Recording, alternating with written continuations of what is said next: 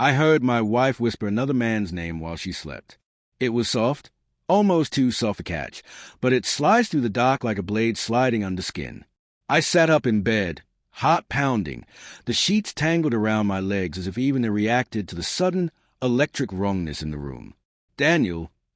The name trembled off her lips, breathy, tender, the kind of voice she used only when she was either dreaming of something she deeply desired or someone she secretly feared. I froze. My wife, Evelyn, had always been a quiet sleeper. Her body stilled the moment she drifted off. But tonight her brow tightened, her fingers curled into the blanket, and she whispered again, this time with a shakier breath, as if the dream had turned warmer or colder. Daniel, don't. My blood iced. There was only one Daniel in our lives.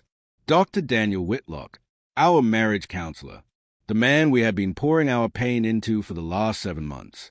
The man who had watched us cry, argue, unravel, and helped stitch our marriage back together with calm words and gentle hands. The man whose voice my wife was whispering in her sleep, as if he were right beside her. I reached out and gently touched her shoulder. Evie? Hey, you okay?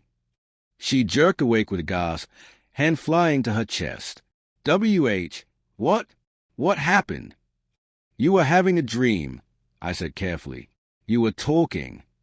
She blinked at me, confused, disoriented, and then something flickered behind her eyes. Something like fear, then quick guilt, then an almost imperceptible decision to mask it. What did I say? I hesitated. She sensed it instantly. What did I say, Mason? You said a name. Her throat tightened. What name? I watched her too closely. She tried not to show her emotions, but even in the dim dawn light sneaking through the blinds, I saw the subtle flinch. Daniel, I said quietly. The silence that followed felt like a hell breath stretched across an abyss. Her fingers tightened around the blanket. Our therapist. I nodded. She looked away, jaw flexing. It must have been one of the sessions. We talk about him today. You know how dreams mix things up. Why would I dream about him? That doesn't make sense. Her voice was steady, but too steady. Measured, tight like a wire pulled so hard it might snap. I didn't know what bothered me more, that she clearly had something she didn't want me to question, or that she sounded like she was explaining it to herself, not to me. It was just a dream, she insisted. Maybe.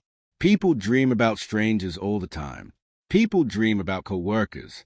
People dream about celebrities they don't even think about during the day. So why did my chest feel like it was slowly caving in? Yeah, I said, more quietly than I meant to. Just a dream. But something in our bedroom felt shifted now, as if one small brick had been pried loose from a foundation I assumed was solid. And I'm not proud of this, but the moment she got up and went to the bathroom, I reached for the nightstand drawer and grabbed her phone.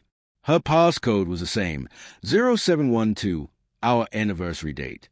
Her phone opened, and at the top of her recent messages, right under my name, oh, it was his. Dr. Whitlock. My stomach twisted. They texted? Why the hell were they texting? I tapped the thread. The last message was from him. Don't forget what we talked about today. You deserve someone who truly sees you. My heart slammed against my ribs. Someone who truly sees you. My thumb trembled as I scrolled up. Her reply. I know. I'm trying. Trying for what? Trying for him? Trying to leave me? Trying to admit something she wasn't allowed to say in therapy? Cold sweat gathered along my spine. More messages. You're stronger than you think. Dr. Whitlock. Thank you for everything. Evelyn. I'll always be here for you. Dr. Whitlock. I stared at those words so long the letters started to blur. Always. He was her therapist. He was supposed to maintain boundaries. He was supposed to help us. He was supposed to fix us, not wedge himself into the space between us like a parasite gnawing at our bond. The bathroom door clicked. I jumped, shoved the phone back into the drawer, and lay down as if nothing had happened, heart pounding, breath uneven, mind spinning. Evelyn came out, towel wrapped around her hair, eyes red-rimmed as if she cried silently in the bathroom. She didn't look at me, and somehow that hurt more than anything else. I wish I could say that morning was a beginning. It wasn't. Now that I look back, the warning signs were scattered everywhere, like breadcrumbs I'd stepped over because I didn't want to believe they led somewhere dark. The way she dressed a little nicer on our therapy days. The way she brushed her hair twice before we walked into his office. The way she laughed at his jokes. The soft, shy laugh she once reserved only for me. The way she wrote longer entries in her therapy reflection journal, pages she never let me read. The way she came home lighter after each session, calmer, steadier, more sure of herself, and yet somehow more distant from me. And the way Dr. Whitlock sometimes looked at her, a moment too long, a softness too personal. But I pushed it all aside. You don't tear apart your marriage over feelings. You don't accuse without proof. You don't assume your therapist is after your wife. But people don't whisper their therapist's name in their sleep. People don't text their therapist late at night. People don't say I'm trying unless they are torn in ways they are afraid to admit. That evening, when she curled up next to me on the couch, her head on my shoulder, I felt the weight of her differently. Not like comfort, not like connection, but like someone leaning on a man she was trying to hold on to while slowly slipping away. "So," she said softly, "are we okay?" Her voice wavered. She was scared, and for one painful second, I saw the girl I fell in love with, tender, hopeful, cracked but trying. "Evelyn," I murmured, turning to face her, "is there something you're not telling me?" Her breath hitched, and she finally looked at me, eyes full of something that almost resembled guilt. "But not enough. Not nearly enough. There are things I'm still figuring out," she said quietly. "Things therapy is helping me understand." "Like what?" She swallowed hard. "Like who I am. What I need. What I deserve." The same damn word from the messages. My heart dropped. Her eyes shone with unshed tears, and when she blinked, one slipped down her cheek. "I just want to feel seen again," she whispered. "By who?" I didn't ask. Maybe I was afraid of the answer. But as she leaned in and rested her head on my chest again, I knew one thing with chilling clarity. Someone was guiding her away from me. And it wasn't her. And it wasn't me. It was him. Dr. Daniel Whitlock, our therapist. And whatever he wanted, he was slowly, methodically getting it. This was no ordinary betrayal. This was calculated, manipulated, engineered. And I hadn't even begun to uncover the worst of it. The next morning, Evelyn left early. Not suspiciously early, not enough to make any rational person raise an eyebrow, but just early enough that I woke up to the sound of the front door clicking shut instead of to her warm body beside mine. For a moment, lying there in the half-dark, I felt that same hollow thump inside my chest that I used to get as a kid when I realized I'd missed a school bus and had no plan for what to do next. Something was slipping, or someone was pulling. I got up slowly, walked to the kitchen, and saw her coffee mug still half full on the table. A swell of pale foam drifted on top. She never finished her coffee when she was nervous.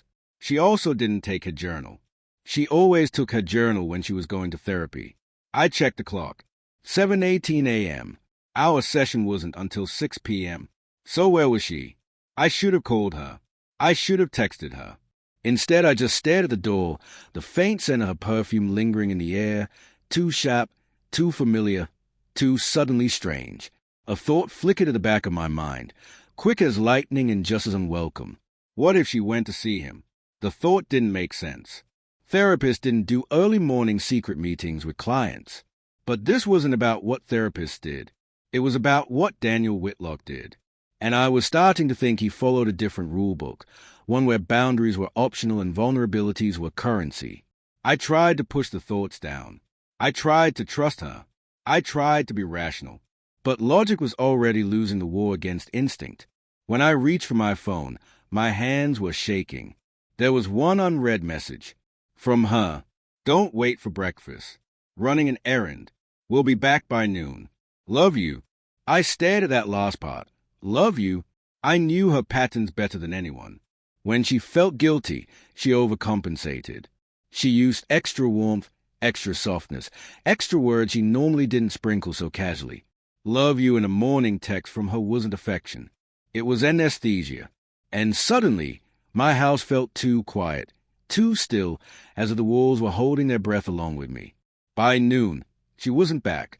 At 12:48 p.m., she walked through the door, hair slightly windblown, a faint flush across her cheeks, her breath uneven in a way that suggested she had either been nervous or somewhere she shouldn't have been. She startled when she saw me. "You're home," she blurted. I lifted a brow. "It's Saturday."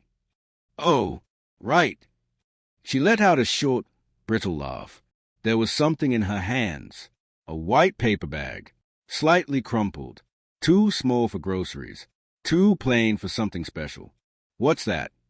I asked. "Just something I picked up." "What something?" The way she paused for half a second too long made my heart twist. "It's nothing," she said lightly. And then she brushed past me, headed straight to the bedroom, and closed the door. Closed it. She never closed the door. I waited. 1 minute. 2. 3. Then 4. And only the rustling sound inside told me she was moving things around.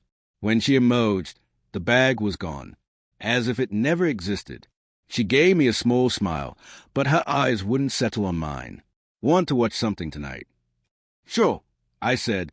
She seemed relieved that I didn't press further, but my silence had questions I wasn't ready to ask, because asking meant hearing an answer I wasn't ready to hear. Our therapy session that evening felt heavier than usual.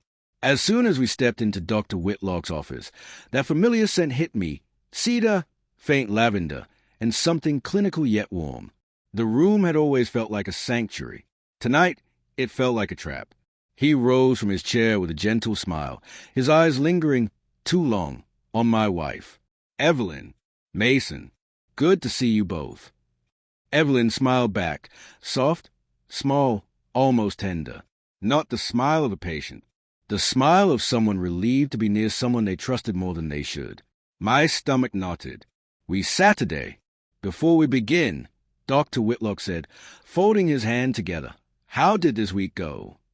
Evelyn answered first. She always did. "It was hard," she murmured.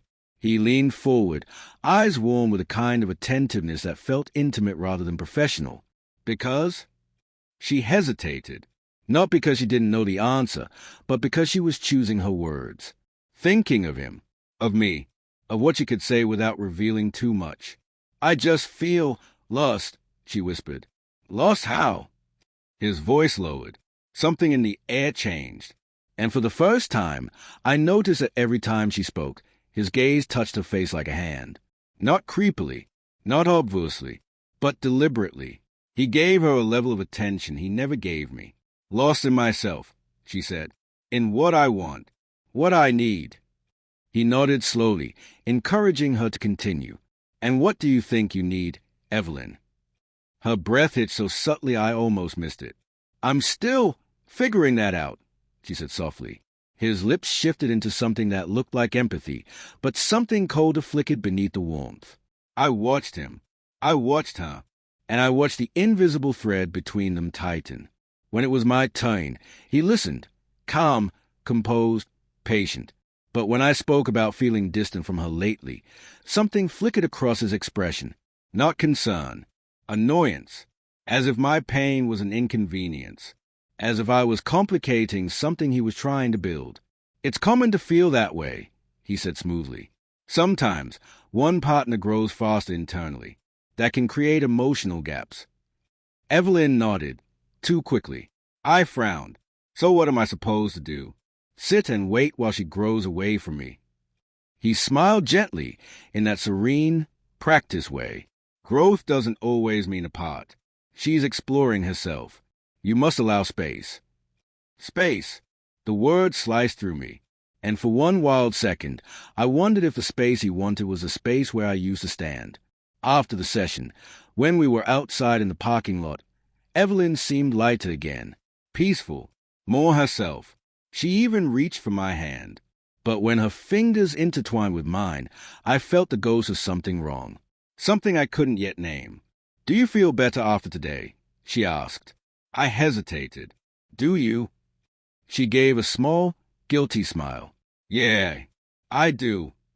Of course she did. He made her feel seen. But what had he said, or done, to make her light up like that? And why did I suddenly feel like the stranger in my own marriage? That night, while she showered, I quietly searched the bedroom. I wasn't proud of it. My hands shook the whole time.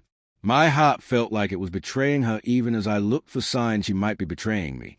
I checked drawers, underclothes, between books on her shelf, the jewelry box, the closet, nothing, until I remembered the one place neither of us touched anymore. The old wooden storage chest at the foot of the bed. It used to hold old photos, sentimental things, but she cleared most of it out months ago. I opened it. At first, it looked empty. Then I noticed a small white paper bag tucked in the corner, barely visible in the dim light. My throat tightened. I pulled it out. Inside was a small black velvet box. I froze. My pulse hammered so hard I felt it in my teeth. I opened the box. Inside lay a delicate bracelet, silver, thin, elegant, and far too expensive for casual purchase. I had never seen it before. It wasn't the bracelet that made my blood run cold. It was a small, handwritten card next to it. Just 2 words. 2 words that made everything tilt sideways. For you. No name. No signature. No explanation. Just intimacy. Just certainty. Just possession.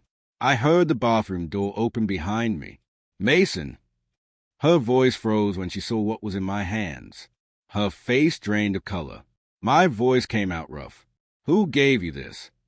She opened her mouth, closed it, then whispered, barely audible, Mason, please, don't make this worse. Worse.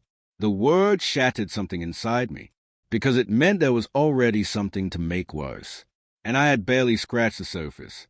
For a long moment, neither of us moved. The bracelet lay between us like a detonated truth, silent but irreversible. Her eyes flicked from the velvet box to my face, and I watched a storm of emotions cross her expression. Fear, guilt, anger, desperation, and something else I couldn't yet name. Evelyn, I whispered, who gave you this? She swallowed hard. It's not what you think. Then tell me what it is. My voice cracked, raw and unsteady. Please. Her fingers dug into the edge of the doorframe. Drops of water from her damp hair slid down her neck, disappearing beneath her robe. She looked fragile in the worst possible way, like someone already breaking, but pretending she wasn't. I bought it for myself, she said finally, but the lie trembled in the air like a poorly tuned string. No, I shook my head. You wouldn't hide something you bought for yourself. Her mouth twitched, guilt or irritation. I couldn't tell. I didn't hide it. I just didn't want to explain it. Explain it to who? To you, she snapped. The sudden sharpness startled both of us. She rarely raised her voice. I took a breath. A slow, painful one. Evie, it came with a card. For you. Who writes that to you? She closed her eyes for a moment, then opened them, and something hardened inside her. Why were you searching through my things? I froze. There it was, the deflection, the shift, the pivot she never used before we started therapy. Don't turn this around, I said quietly. Her jaw clenched. You violated my privacy. And you're avoiding the question. I'm not avoiding anything, she burst out, but her voice wavered. Then look me in the eyes, I said, stepping closer, and tell me who gave you the bracelet. Her chest rose and fell rapidly. She looked like a cornered animal, hurt, defensive, trapped. Mason, she whispered, I don't want to fight. We're already fighting, I whispered back. She wrapped her arms around herself, lips trembling. If I tell you, you'll misunderstand. I won't. You always do. That hurt more than I expected. I'm trying, Evelyn. I'm trying to understand. But you're not giving me anything to work with. She looked at me then, really looked, and the sadness in her eyes broke something inside me. I don't know who I am anymore, she said softly. And every time you question me, I feel like I'm disappearing even faster. I stood there, helpless, confused, bleeding internally from wounds I couldn't see. She walked past me, gently taking the box from my hand. I'll put it away, she murmured. Can we just let tonight go? Please. I should have said no. I should have pushed harder. But instead I just nodded, because the truth was I was scared of what she might say as she answered honestly. And fear, Real, gut-twisting fear can make a man go quiet even when everything inside him is screaming. She went to bed early. I stayed up alone in the living room, staring at the bracelet box in my memory as if it was still in my hands. For you, two words that felt intimate. Secretive, possessive, two words that sounded like they belonged to a man who wanted her, a man she didn't want me to know about, a man who watched her cry during therapy sessions, who told her she was strong, who told her she deserved someone who truly saw her, a man who had already slipped into depths of her mind I was being pushed out of. And when her bedroom light turned off, I sat there in the faint glow of a lamp, choking on a truth that I didn't want to admit. I was losing her, not because she didn't love me, but because someone else was guiding her away. The next afternoon, I insisted we talk. We sat at the dining table, she with her arms wrapped around herself, me with my hands flat against the wood as if gripping the house itself. "I'm not trying to fight you," I said. "I'm trying to understand what's happening to us." She stared at her coffee. "Nothing is happening." "Evie, something is clearly happening." She pressed her lips together, trembling slightly. When she finally spoke, her voice was barely audible. "I feel split." "Split how?" "Between who I'm supposed to be and who I might be becoming." I swallowed hard. "And who are you becoming?" She shook her head. "I don't know." "Are you becoming someone who hides things from me?" Her eyes silenced me. She wasn't angry. She was scared to death. "I'm becoming someone who needs space," she whispered. "That again." I said, not hiding my frustration. She flinched, the smallest, saddest flinch. "It's not about you," she said. "It's about me trying to heal." Heal. The word tasted bitter. "Did Daniel tell you that?" I asked. The mug slipped slightly in her hand. Her eyes widened just enough for me to notice. "No," she said too quickly. "Evie, it's a common term in therapy." "But is it your term or his?" She stood abruptly. "I don't want to talk anymore." "Then when?" I asked, because we keep avoiding the real conversation. She shook her head. "I don't know." "Are you hiding something from me?" Her silence was the answer, and she didn't even realize she had given it. That night, after she fell asleep, I lay awake for hours, listening to her breathing, watching the shadows shift across the ceiling, my mind crawling through every memory, every therapy session, every moment she grew more distant. Something was wrong, deeply wrong, and the more I thought about it, the more patterns began stitching together like a grotesque tapestry. In therapy, every time I admitted fault, Dr. Whitlock encouraged introspection. Whenever Evelyn expressed unhappiness, he encouraged personal freedom. Whenever I talk about reconnect, he cautioned not to suffocate her healing. Whenever she talked about confusion, he validated her need for self-exploration. All subtle, all professional sounding, all perfectly crafted to shift us apart, gradually, methodically, strategically, and then woven into those therapeutic threads, hidden like a parasite in a bloodstream, seeps the personal comments. "You deserve someone who sees you." "I'll always be here for you."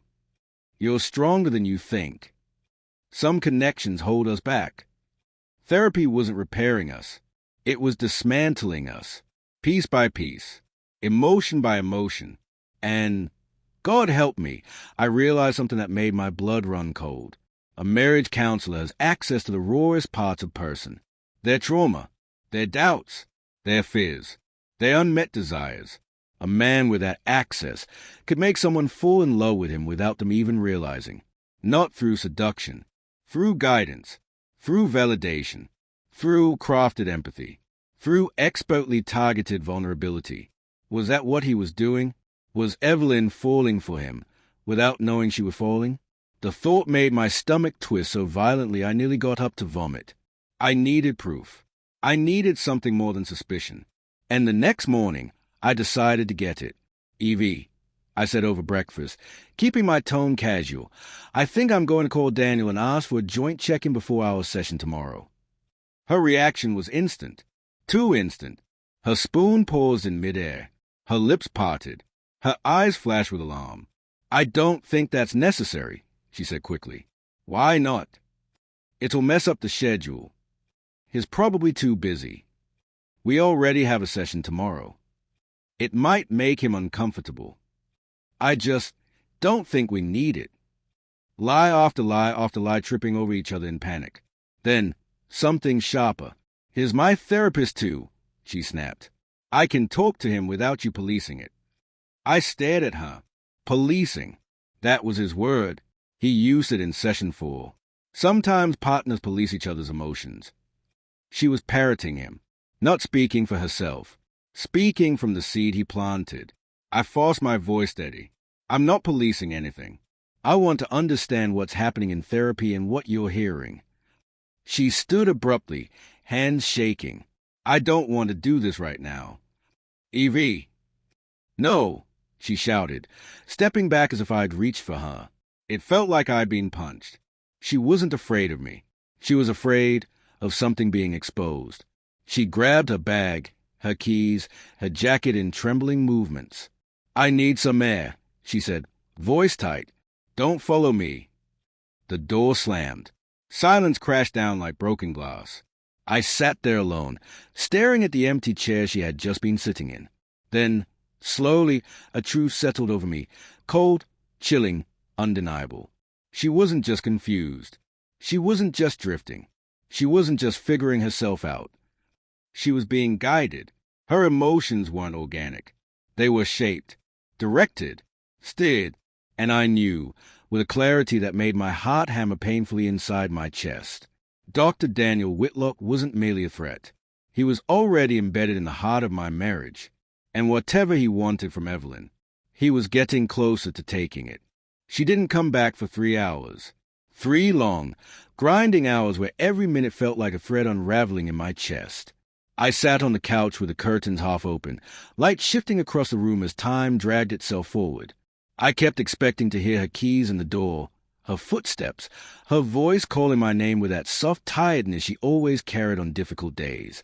But every sound that came was from outside, passing cars, a barking dog, the wind rattling against the window, everything except her. By the time the sun dipped low, I was pacing the living room like someone waiting for bad news. When the front door finally clicked open, I froze.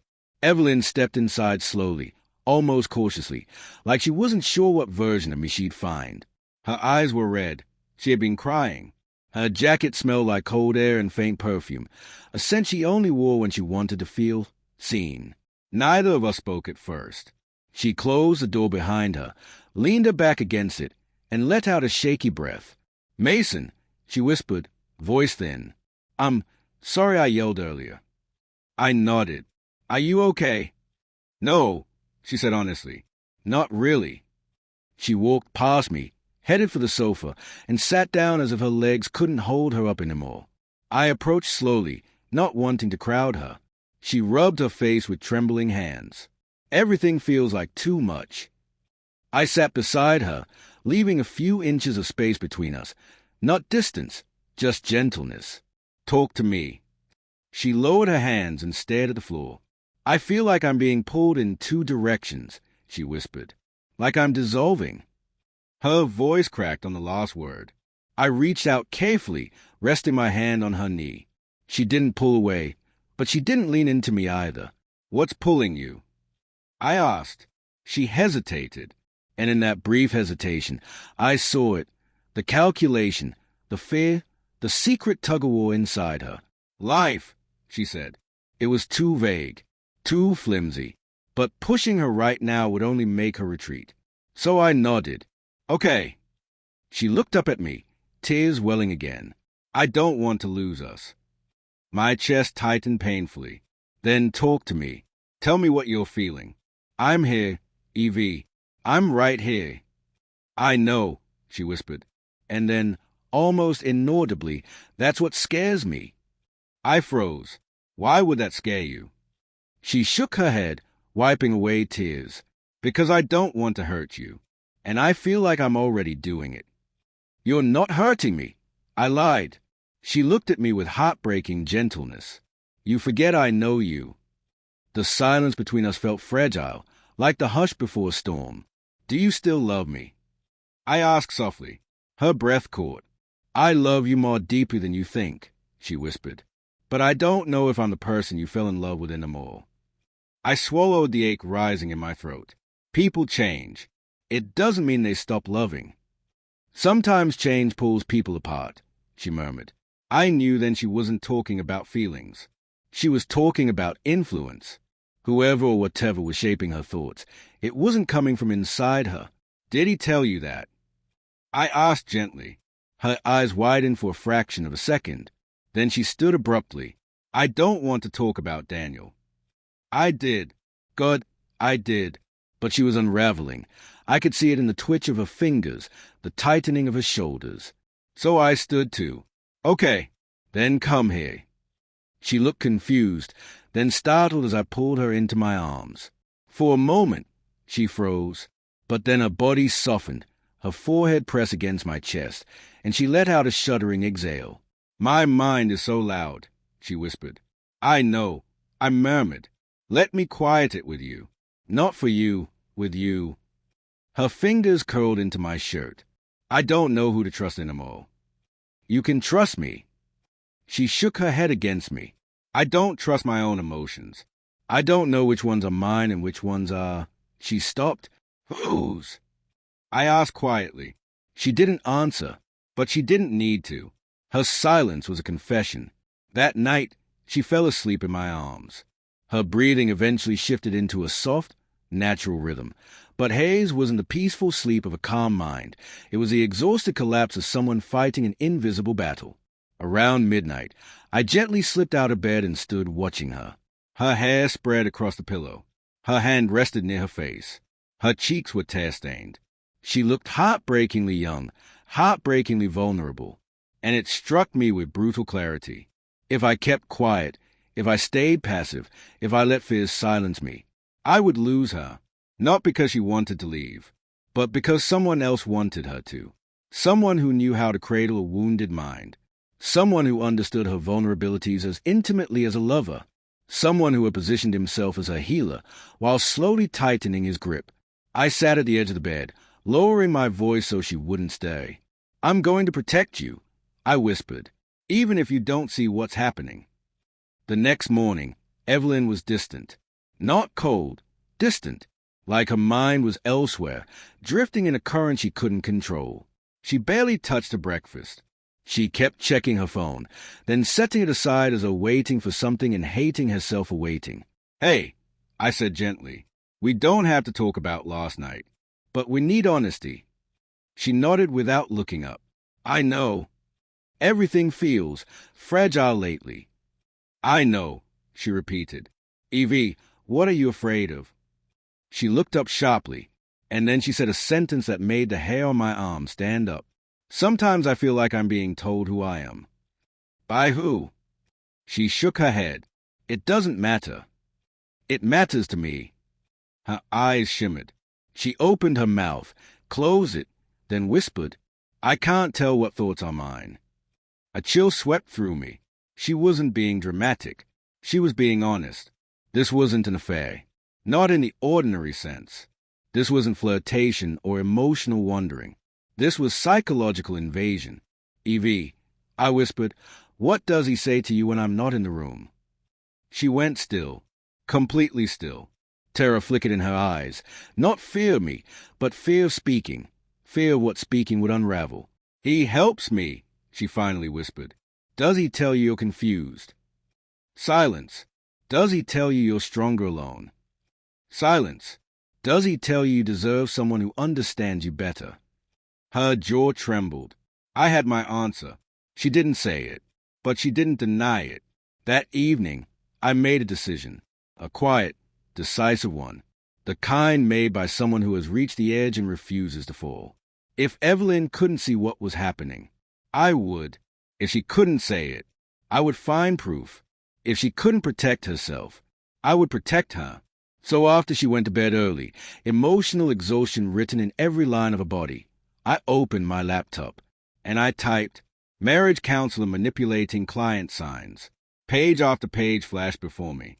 Emotional dependency. Isolation from partner. validation addiction, conditional empathy, boundary drifting, gifts, private communication, planting self-doubt, encouraging individual growth away from partner, creating secrecy, becoming the safe emotional space. Every bullet point was a mirror of our last few months. Every red flag was a perfect description of Daniel. And then I saw it, suggesting the partner controlling when they express concern. My chest tightened. He had used that exact narrative. He was dismantling our marriage under the guise of healing. He was infiltrating her identity with the precision of a surgeon. He wasn't helping her. He was possessing her. And God help me, I finally realized this wasn't just betrayal. This was grooming. The next morning, Evelyn mentioned casually, "I'm going to see Daniel before our session tonight." My spoon froze halfway to my mouth. "Why?" I asked slowly. He wanted to check in with me privately. Ice filled my veins. A private check-in. Before our joint session. Without me. Evie, I said softly, "That's not normal." "It's common," she insisted. But her voice trembled. She didn't even believe herself. "No," I said firmly, "it's not." "Mason, did he ask you to come alone?" Silence. Twisting silence. Then, "Yes." My pulse thundered. "And what did he say when he asked?" That he wanted to talk through some things with me so the session would go smoother. Grooming. Preparation. Manipulation. "Evie," I said, standing from the table, "you're not going." Her eyes flashed. "It's my decision." "No," I said gently but firmly, "it's his influence." She recoiled like I'd struck her. "Mason, don't do this." "Evie, listen to yourself," I said, stepping closer. "You're scared to even question him. You're defending him more than you're defending us." Tears filled her eyes. "Because he's the only one who makes sense." The words detonated in the room. She covered her mouth with her hand, as if trying to pull them back, her entire body trembling. I didn't yell. I didn't accuse. I didn't break. I simply asked one question. "Evie, what if the reason he makes sense is because he wants you to depend on him?" She froze. Her breath caught. And for the first time, I saw a crack in the illusion he'd built around her. A single crack, but deep and dangerous. She whispered, voice shaking, "I don't know what's real anymore." I stepped toward her, slowly, gently, like approaching someone standing at the edge of a cliff. "I do," I whispered, "and I'm not letting him take you." Her lips quivered, and then she whispered, "Mason, I think he is trying to separate us." The truth was finally out, but speaking it didn't save us. It only started the war. I didn't sleep. The ceiling felt too loud, too close, like it was leaning down toward me. Every time I shut my eyes, I saw two images flickering back and forth like a broken slideshow. Myra crying against Eric's chest. Eric whispering, "I understand you more than he does." Some moments hit like flash grenades, white, disorienting, sharp. Others came like slow poison seeping into me. At 5:42 a.m., when the city outside was still a half-lit blur of blue, I finally climbed out of bed. My body felt like it belonged to someone older, someone worn out, someone punched from the inside. I couldn't stay still. I walked into the living room, our living room, the space Myra and I had painted together, the place where we talked about kids, vacations, careers, growing old. Suddenly it felt occupied by ghosts. Our laughter, our promises, our versions of each other that no longer existed. On the coffee table, her mug from last night still sat there, faint lipstick smudge on the rim. A tiny thing, a dumb thing. But looking at it hurt more than everything else combined. Because she hadn't washed it. She hadn't noticed it. She hadn't cared. She'd been too busy fighting for someone else. I went to the balcony for air. Cold morning wind slapped my face, snapping me awake. Down below, the street was quiet, a single tea stall owner arranging cups. Life was continuing without me. Without us. I leaned on the railing and whispered into the empty street below. "What do I do?" Silence answered, a soft shuffle behind me. Myra's footsteps. I didn't turn around. Her presence felt like weight on my spine. "Ahan," she said gently, voice raw with sleep. "Can we talk?" I stayed still. "Please," she whispered. I turned. One look at her, and the anger inside me trembled. She was a mess, puffy eyes, trembling lips, hair tangled like she'd been pulling at it all night. But guilt had a smell, and she smelled of it. "What do you want to talk about?" I said. She swallowed hard. "Yesterday, everything, it got out of control." "Did it?" She winced but pushed through. "Ahan, I know what you think you saw, but it's not what." I lifted a hand. "Myra, don't say those words. Don't insult me like that." Her breath hitched. I continued, voice firm but quiet. "Tell me the truth. Not a softened version. Not a therapist-approved version. Just the truth." Her eyes glistened. She opened her mouth several times, searching for words. When she finally spoke, her voice was barely audible. Eric and I crossed a line. Everything inside me clenched at once. She rushed to explain, hands shaking. It wasn't physical. Not that, but emotionally. She broke off, covering her mouth. "You think you what?" My voice cracked like thin glass. She took a long breath and forced herself to say it.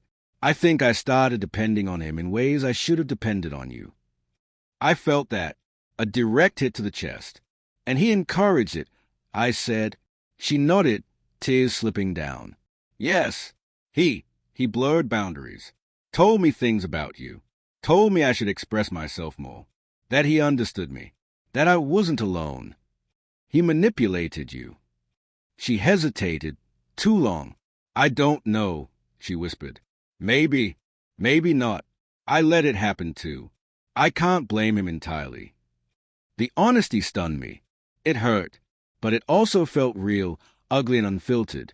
"Did you fall for him?" I asked. Her silence was the answer. Something inside me collapsed. Not loudly, quietly, like a building imploding from the inside out. "I'm sorry," she cried. "I didn't realize it until last night. Until you confronted us. That's when I saw what was happening. What I'd let happen. What you'd let happen." I echoed bitterly. "Myra, you didn't just let something happen. You built something with him. Piece by piece. Session by session." She sobbed harder, shaking, struggling to breathe. I wanted to comfort her. The instinct was still there, alive and cruel. But I didn't move. When she spoke again, her voice trembled with desperation. "I don't want him. I don't. I want us." I stared. "Why?" I asked bluntly. "Why now?" She froze. "You didn't choose me when it mattered," I said softly. "You chose him." No, I was confused. Confusion doesn't pull you into someone else's emotional orbit for weeks. She cried silently, her body folding in on itself. "Myra," I said firmly, "you need space, and I need clarity." Her head snapped up. Fear shot through her. "You're leaving me." "I'm not making decisions right now," I said. "I'm stepping back. I can't think while living inside the wound." Her breath came in fast, panic pulls. "Where will you go?" "I'll stay at Ion's place for a while." She grabbed my arm, fragile and urgent. "Please don't go. Please. We can fix this. I'll end everything with him. Switch counselors. Go to therapy alone. Anything. Just don't leave me right now." "I can't." I gently removed a hand. "I'm doing this because I need to breathe. Because if I stay, I'll break. And if I break, we'll never recover." She collapsed onto the couch, burying her face in her hands. I walked into the bedroom and began packing. Not everything. Just enough to feel like I was choosing myself. Every zipper, every folded shirt, every item I added to the bag felt like stitching a deeper wound and sealing it at the same time. When I returned, Myra stood in the hallway, blocking the door. "I love you," she whispered, voice trembling, "even if I haven't acted like it." I studied her face. The tears, the guilt, the desperation. And beneath it, something else. A shadow I hadn't noticed before. A lingering pull towards someone who wasn't me. Goodbye, Myra, I said softly. Just for now. She reached out as if to touch me, then pulled her hand back, terrified she'd make everything worse. I stepped past her and walked out. The door clicked shut behind me with a sound that felt like a fracture running through the world. Outside, the air felt too cold, too sharp, but real. I breathed it in, letting it hurt, because pain meant I was still alive. As I walked toward the elevator, my phone vibrated. A message. Unknown number. We need to talk. Please. I never meant for things to go this far. I stared at the screen. Eric, Myra's counselor. The man who'd slipped into the cracks of our marriage like a poison mist. I whispered into the empty hallway. What the hell do you want now? The elevator dinged. I stepped inside, and as the doors slid shut, I typed back. Me, you have one chance. Say what you need to say. In person. Today. The reply came instantly. Then meet me. Alone. Asterisk, and I'll tell you the truth about Myra, her therapy, and us. The elevator descended, and I knew whatever he was about to say would destroy something. Either my marriage, or him, or me, or all of us. Eric chose a cafe far from the city center. Too far, too quiet, too intentionally out of the way. It was the kind of place where people came to hide from their lives, not live them. Ion had asked if he should come with me. I said no, because this wasn't the kind of conversation a friend could sit through. This was something a man had to hear alone, the truth behind the slow poisoning of his marriage. The cafe door chimed as I stepped inside. Dim lights, heavy wooden tables, a faint smell of old books and roasted beans. A couple at the far end whispered closely, heads almost touching. A way to wipe the counter with the slow, barred rhythm of someone used to watching people fall apart in front of him. And then there was Eric, sitting in the back corner, back straight, hands folded, like he was conducting a session instead of confessing to one. Our eyes met. He stood, not with shame, not with guilt, but with a calmness that felt rehearsed. Ahan, he said softly, thank you for coming. I sat without responding. He waited a moment, studied my face, and then sighed. You look exhausted. Let's not pretend you're concerned, I said. Start talking. His jaw tightened, just slightly. Fair enough. He sat down. I watched his hands. No shaking. No sweating. Too steady. Myra told me what happened last night, he said, but I want to explain my side, because he deserved the truth. The word truth burned on his tongue like it had meaning. I leaned forward. Start. He nodded once, slow. Your marriage was fragile long before you met me, he began. I clenched my jaw. Don't start with that. It's not an insult, he said smoothly. It's reality. You and Myra came to therapy already carrying years of unspoken resentment and mismatched communication styles. His tone was clinical, detached, like he was reading a diagnosis. You're deflecting, I snapped. You inserted yourself into my marriage. Don't dress it up as analysis. He exhaled long and quietly. I didn't plan any of it, he said. Not at first. Not at first, I repeated. So you admit there was a plan later. His eyes flickered. There it was, the first crack. Ahan, he said carefully. Counselors form emotional connections with clients all the time. It's natural. It's human. Myra was lonely, unseen, someone who needed more than what she was getting. Stop. My voice cut the air. Don't tell me what my wife needed as if you're the only person who ever listened to her. He leaned back, unbothered. I'm not saying I'm the only one. I'm saying I was the first one she felt safe with in a long time. I felt something tighten in my fists. You manipulated her, I said. You blurred lines on purpose. He looked me directly in the eyes and said quietly, Yes. A coldness crawled up my spine. I shouldn't have, he continued, but I did. I crossed boundaries. I pushed emotional intimacy where it didn't belong. I created dependence. His voice was steady, too steady. I stared at him. Why? He inhaled deeply. Then he said something I wasn't prepared for.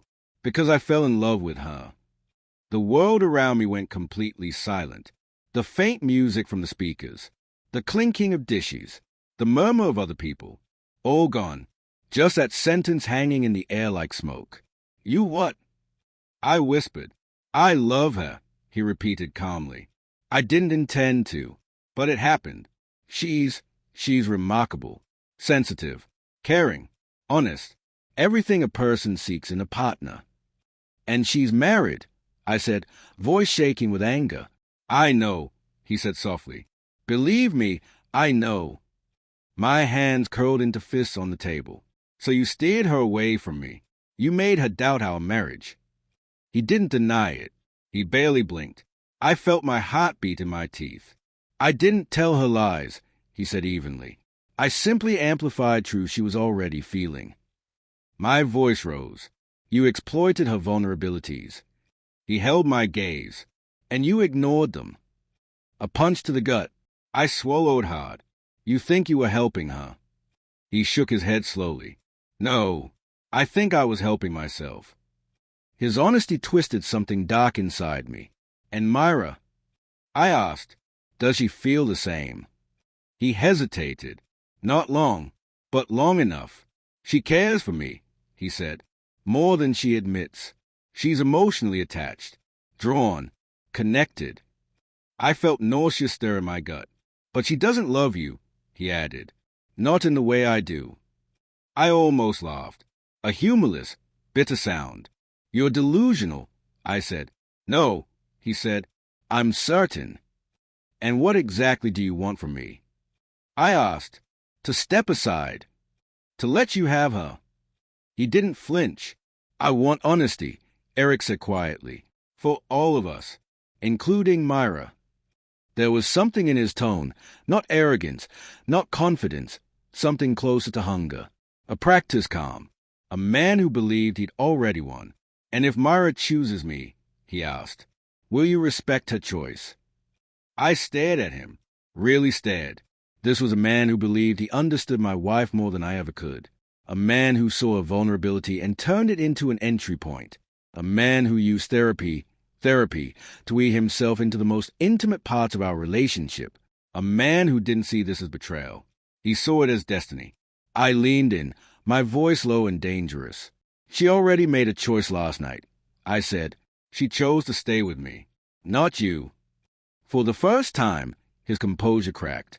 Barely, but I saw it. She'll change her mind, he said quietly. How do you know? He gave a small, chilling smile. Because I know her heart. I stood. Eric stayed seated, calm, as though he believed nothing I said mattered, as though he believed he still had control. I looked down at him. You won't see her again, I said. Not as a counselor, not as a friend, not as anything. He folded his hands. We'll see. The arrogance in those two words lit a fire inside me. I walked out, but halfway to the door, he called out softly, Ahan. I toned. One more thing, he said. There's something you don't know. Something Myra hasn't told you. My chest tightened. What? I demanded. He smiled.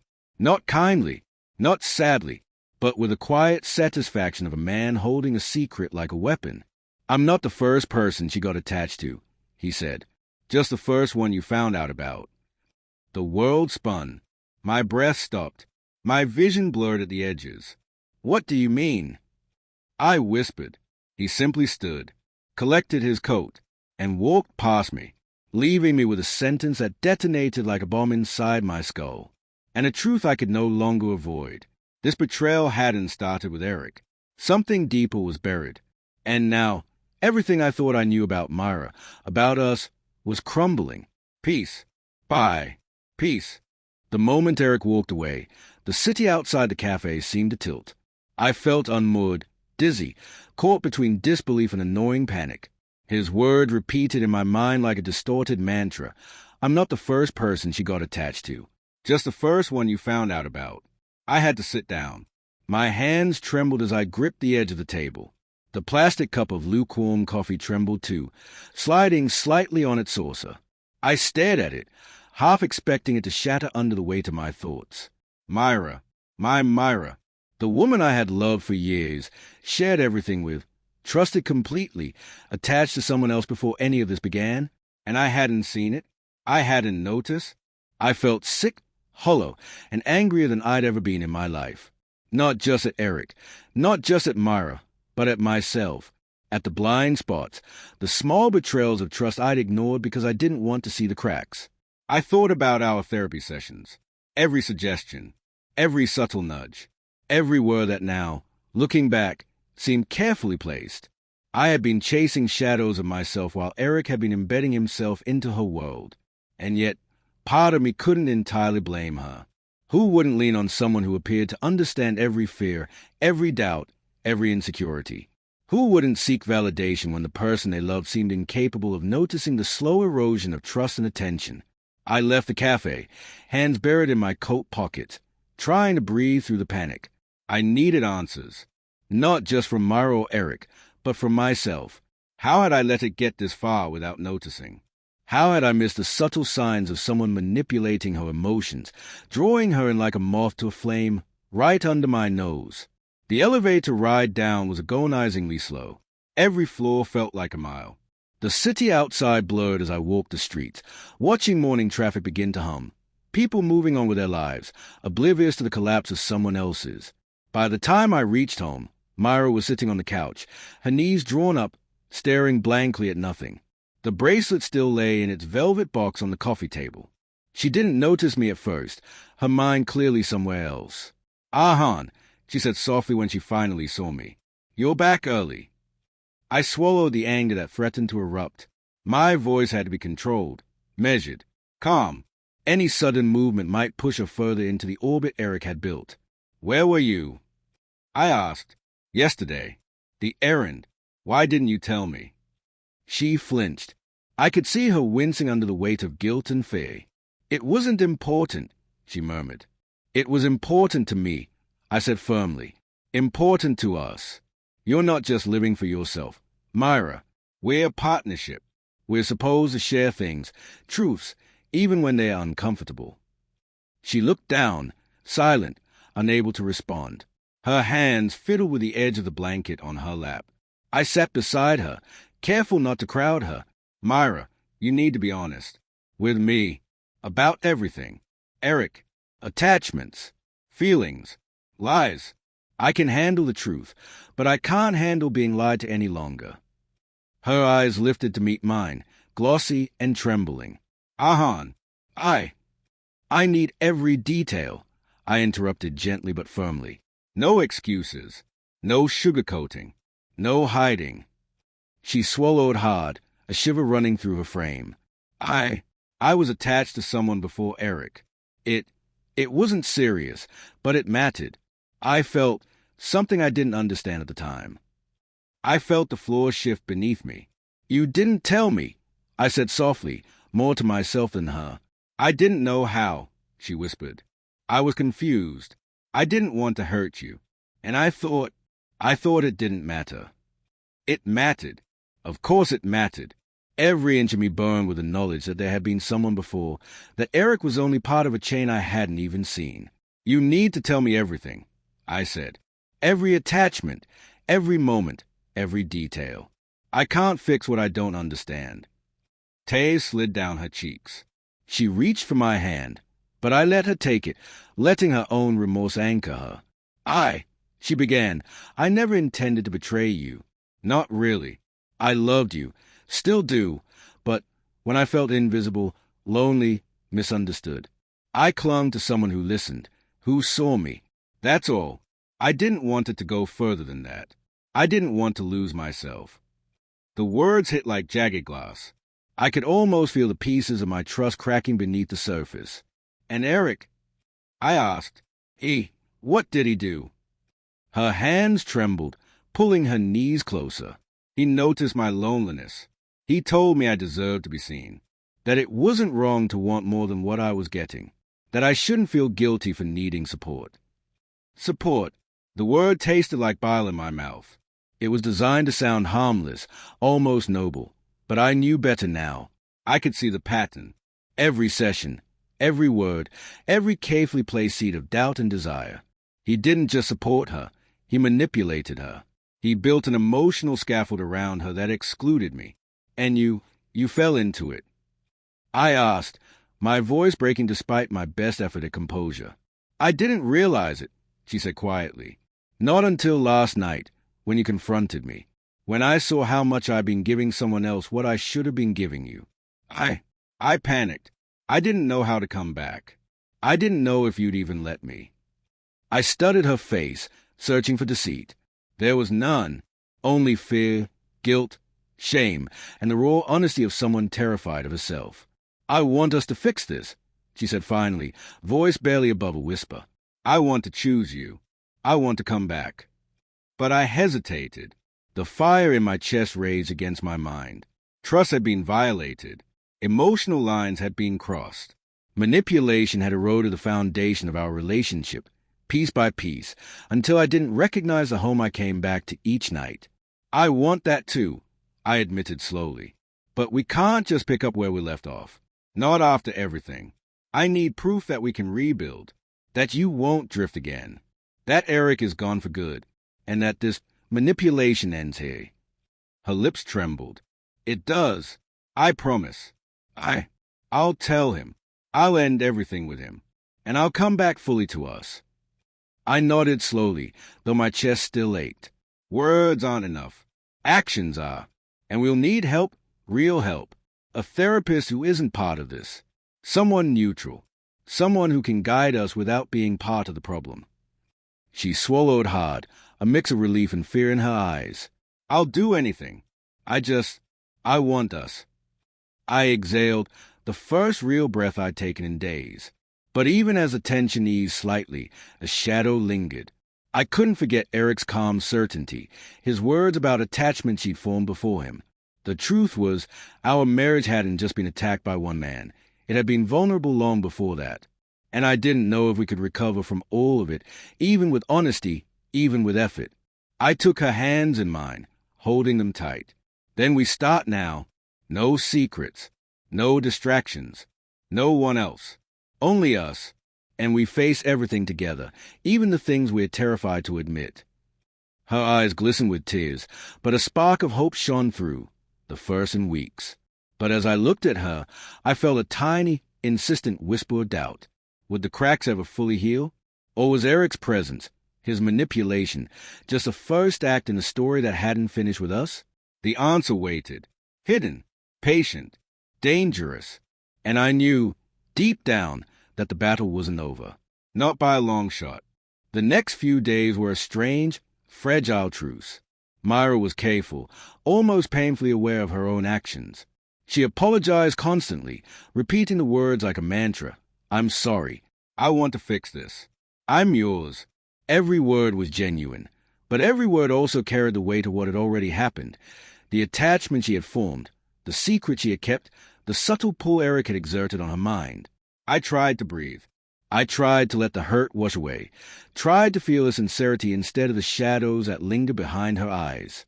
But every time she laughed or smiled at me, a whisper of doubt crept into my chest, a quiet, insidious thing reminding me that someone else had been here, had touched her heart, had left marks that I couldn't erase.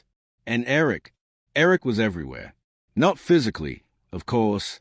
He had disappeared as deliberately as he had entered, leaving only echoes behind, moments, words, feelings he had instilled in her, shaping her perception of our marriage. The first real warning came in a text. From Myra. Ahan, he called me yesterday. I didn't answer. I told him to leave me alone, but I'm scared he'll keep trying. I don't know what to do. My hands tightened around my phone. Scared he'll keep trying. I muttered to myself, he won't, not if I stop him. But the truth was, I wasn't entirely sure how. Eric was clever, patient, polite, invisible, except when he wanted to be seen. Every move calculated. Every interaction carefully measured to keep Myra dependent and guilt-bound. When I confronted Myra that evening, she was tense. Her hands shook as she set the dinner plates on the table, and the faint scent of perfume lingered, subtle, deliberate, reminiscent of a time before our lives had been torn open. He called? I asked calmly. She looked at me, eyes wide with fear. Yes, But I ignored it. I didn't answer. I told him I was done. You told him what? I pressed, voice low, carefully controlled, that I'm done. With him. With everything that isn't us. That I won't see him again. I searched her face for truth. She looked honest. But her hand betrayed her, shaking so badly she nearly dropped a fork. Good, I said finally. Then let's make sure that's real. Permanent. No more contacts. No more sessions. Nothing.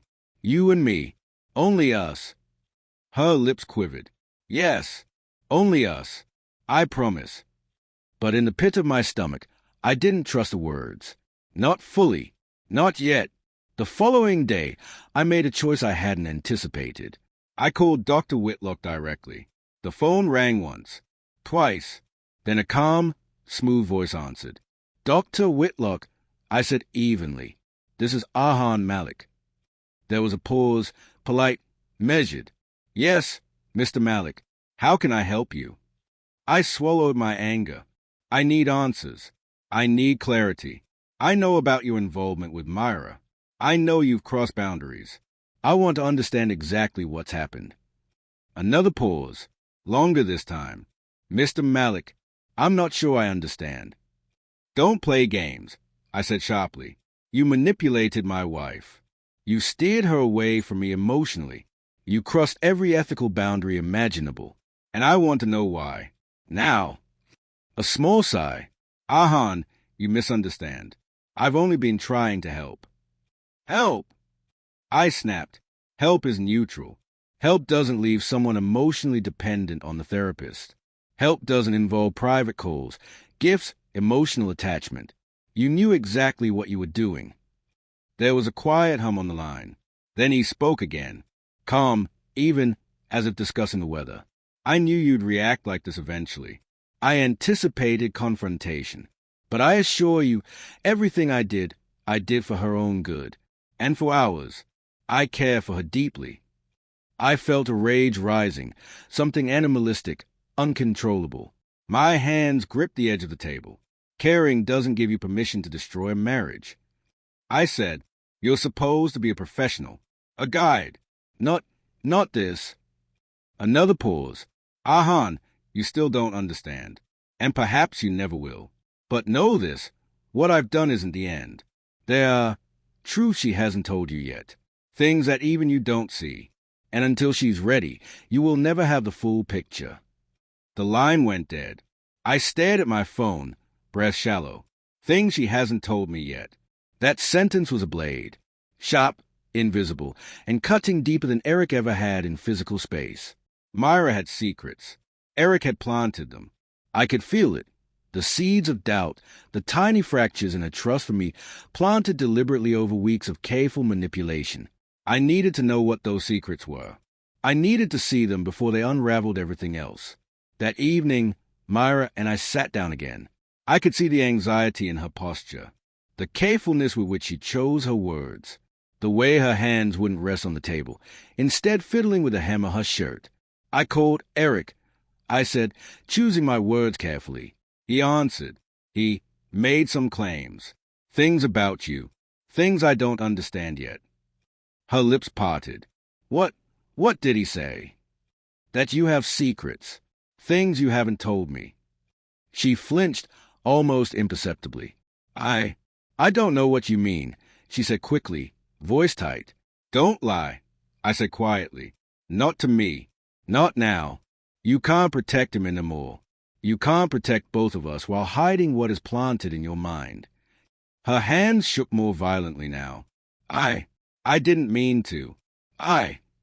Then tell me, I urged.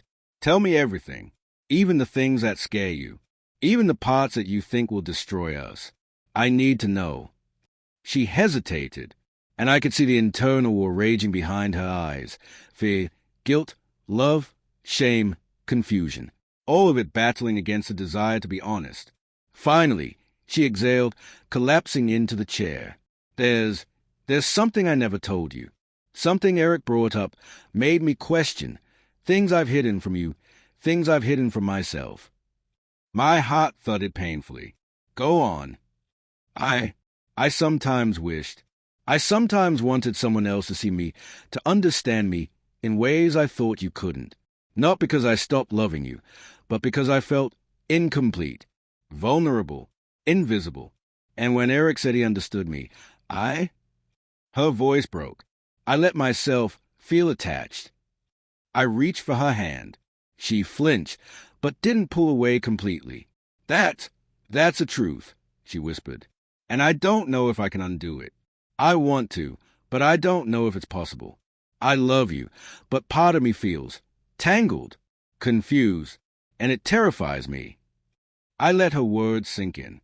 Each one a knife, but also a map showing me where Eric had dug in, where he had influenced her thoughts, and where the damage had been done. I realized then that the battle wasn't just about stopping Eric, not just about uncovering the manipulation. It was about guiding Myra back to herself, back to us, back to the love we had before the poison seeped in. And I knew, with cold certainty, that it wouldn't be easy. Not now, not ever, because the war had only just begun. Days blurred into one another, a restless fog that refused to lift. Myra and I tried to cling to a fragile rhythm, measuring every word, every glance, every action as if navigating a minefield. But beneath the surface, the currents Eric had stirred were still moving, invisible and relentless, tugging at her thoughts, her emotions, her loyalties. I couldn't ignore it. The first real sign came when I found her phone, carelessly left on the bedside table. A notification blinked, a message from an unknown number. My gut clenched. You can't hide from me. You know you belong to me too. No signature. But I didn't need one. Eric. I didn't say anything to Myra at first. I didn't want to accuse, to push her into shame or fear, to drive her back into the orbit of the man manipulating her. Instead, I watched her, carefully, observed the flicker of her eyes when her phone buzzed, the way she flinched when she heard the vibration, the subtle tightening of her jaw when she thought I wasn't looking. It was like watching someone fall into a trap they didn't even know existed. That evening, I confronted her gently. Myra, I said, voice low, steady. I need to know if Eric is still contacting you. Her hands froze. She didn't look at me at first. When she finally did, her eyes were wet, conflicted. He sent me a message. Did you answer? No, her voice was almost a whisper. I couldn't. I told him to leave me alone. I blocked him. I studied her face, searching for signs of deceit. Her shoulders slumped. Her lips quivered. There was truth in her fear, truth in her shame. But even as she denied further contact, I could see the lingering shadow, the pull of a man who had embedded himself so deeply in her mind that she was still fighting his influence, even in refusal. I need you to delete every message. Block him from every platform. No exceptions. No hesitation. I said firmly. She nodded. I will. I reached for her hands. She flinched but allowed me to hold them. Ahan, I want us. I really do. I don't want him. I don't want anyone else. Just you. I know, I whispered. But wanting isn't enough. You need to fight him. You need to fight the remnants of what he planted in your mind. And I need to fight with you. She pressed her forehead to mine, trembling. I don't know if I can. You can, I said, and you will, because I'm not letting go. Not now. Not ever. The next morning, a courier arrived with a small, unmarked package. I opened it cautiously. Inside was a single envelope, folded with precision. Inside that was a photograph of Myra alone at a coffee shop. Not just any photo. It was taken in a way that suggested someone had been watching her, tracking her movements, and scribbled across the bottom in tiny, meticulous handwriting. She is mine. Don't forget it. The world tilted. I knew, without a doubt, that Eric wasn't just emotionally manipulative anymore. He was dangerous, obsessive, predatory. Myra entered the room, startled by my silence. Her eyes followed mine to the photo. Her face paled. Oh, God, she whispered. He. I know, I said quietly, voice tight with anger. He's not going to hurt you. Not if I stop him. Her hand shook violently. She pressed them to her mouth, as if trying to stop herself from screaming. Ahan, he's insane. I didn't realize.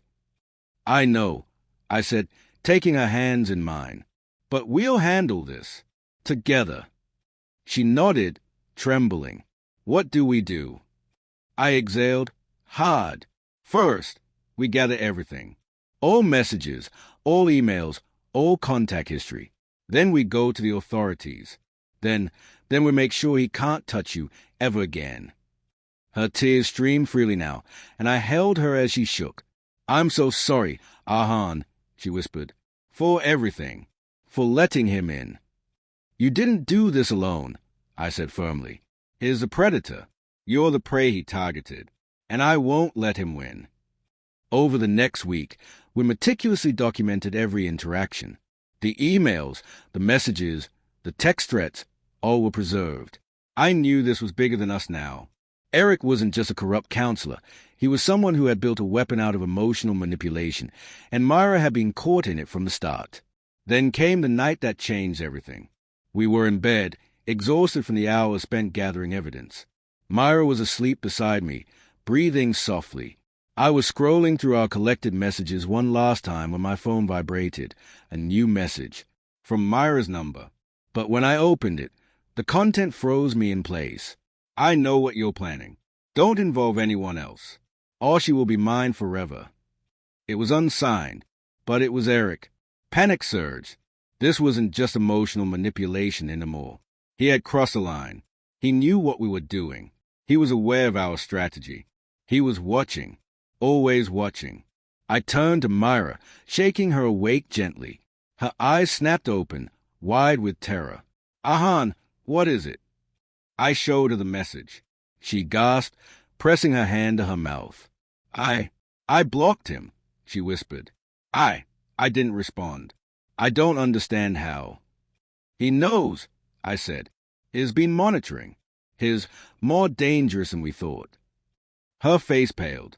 We have to stop him, she said, voice trembling. Before it's too late.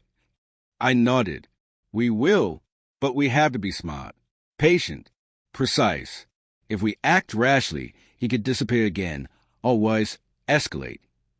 And in that moment, I realized something terrifying. Eric hadn't just tried to manipulate a marriage. He had built a web around Myra's mind, her emotions, her fears.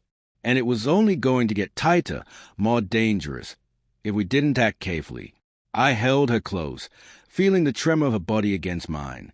Her trust in me was fragile, but it was there, the first real thread of hope we had since the nightmare began. And I knew that tomorrow the confrontation would come.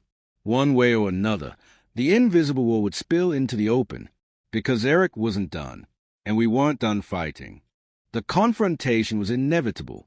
I knew at the moment Eric's messages escalated from subtle threats to open warnings. The invisible tension between us had been suffocating, a constant weight pressing against every corner of our lives. And now, it had to end, one way or another. We arranged to meet him in a public place, neutral, crowded, somewhere that limited his ability to manipulate or intimidate. Myra and I arrived together, silent, our hands intertwined, both of us tense with anticipation and fear. The city hummed around us, oblivious to the storm about to erupt in the corner of a nondescript cafe. Eric was already there, seated at a table near the back, calm, almost too calm. His posture was perfect, his hands folded, and his gaze sharp, assessing. The same confidence, the same subtle arrogance that had haunted our lives for weeks. You came, he said smoothly as we approached. Eric, I said, voice low, steady. This ends today. He leaned back slightly, as if our words amused him. Ends, or just begins? I ignored his taunt. Myra stepped forward beside me, and I felt the tremor in her hands even through our interlocked fingers. Enough games, I said. We have proof, messages, emails, your threats. Every move you've made is documented. You crossed ethical, emotional, and legal boundaries, and you're done manipulating us. He tilted his head, smiling faintly. Do you think you can understand what you stepped into? You think you can just present evidence and erase the weeks of connection I built with her? the emotions I've nurtured, the truths I've revealed. I swallowed my anger. Truths? You call planting doubt, fear, and desire in someone else's mind truths. Myra spoke then, her voice shaking but firm. You lied to me. You manipulated me. You tried to replace him, my husband, with yourself. And I let you, but I don't anymore. This ends now. Eric's smile faltered, just for a fraction of a second, and I realized something crucial. The illusion of control he had clung to was fragile. His power wasn't absolute. It depended on Myra's compliance, on her fear, on her vulnerability. And now, she was reclaiming herself. You're wrong, he said, voice low, dangerous. She isn't strong enough to resist me. Not fully. I stepped forward, my chest tight with anger and protectiveness. She's stronger than you think, and I will make sure you can never touch her again. The cafe noise blurred around me, the clinking of cups, muted conversations. But I focused only on him, the man who had tried to dismantle our marriage piece by piece. I loved her, he said suddenly, quieter, almost pleading. I never meant to hurt her, but I couldn't help myself. She saw me, and I... You loved her. I repeated, voice hard. You call this love. Yes, I cared for her. His hand shook slightly now. I never thought it would go this far. Enough, Myra said, voice steady now. You don't get to define love. You don't get to decide who I choose, what I feel, or how my marriage exists. That's over. You're over. The weight of her words struck him visibly. His jaw tightened. The calm, collected facade cracked. I reached into my bag and placed a folder of evidence on the table. Messages, photos, emails, screenshots, the works. This is everything, I said. Every manipulative session, every message, every attempt to isolate her, to turn her against me. We've documented it all. Legally, emotionally, every piece of it. He leaned back, eyes darting to the papers. And then, slowly, he realized the trap. Not my trap, his own actions. He had created a weapon in me. Someone who saw his manipulations. Someone who wouldn't let it go. You'll regret this, he said finally, his voice low and cold. No, I said. You'll regret ever underestimating me. Ever underestimating us. Myra squeezed my hand. Her presence, calm and resolute, gave me strength. The woman who had been swayed, who had been lost, was now choosing herself, and me, fully, decisively. We left the cafe together, evidence in hand, ready to report him. I didn't look back. I didn't need to. The nightmare that had infiltrated our marriage was ending. Weeks later, the legal process began. Eric was formally charged for ethical violations and harassment. Restraining orders were issued. His career ended. The man who had invaded our lives, twisted our emotions, and tested the very foundation of our marriage was gone. Myra and I slowly rebuilt what had been broken. Trust didn't return overnight. It didn't even return quickly. Every day, every conversation, every shared moment became an exercise in honesty and openness. The cracks left by manipulation didn't vanish. But over time, the foundation we had laid before Eric entered our lives proved resilient. One night, as we sat on the balcony together, Myra resting her head on my shoulder, I whispered, "Do you ever think about him?" She shivered slightly but shook her head. "Sometimes," she admitted, "but not in a way that matters. It's like a shadow I know exists but no longer follows me. You're here. We're here. And that's what counts." I kissed her hair softly, feeling the warmth of her presence, the honesty of her heart. "We survived it," I said quietly. "Everything he tried to take from us, we survived it." Her hand found mine, fingers interlacing. "Because we chose each other," she said. "And nothing," I added, "nothing, no one, can take that away." The city stretched out before us, light shimmering in the distance. Life was fragile, yes, but life was ours. And after the storm of betrayal, manipulation, and emotional warfare, we had found our way back. Back to each other. Back to trust. Back to love. And I knew, finally, that even when darkness had threatened to consume everything, light, our light, had survived.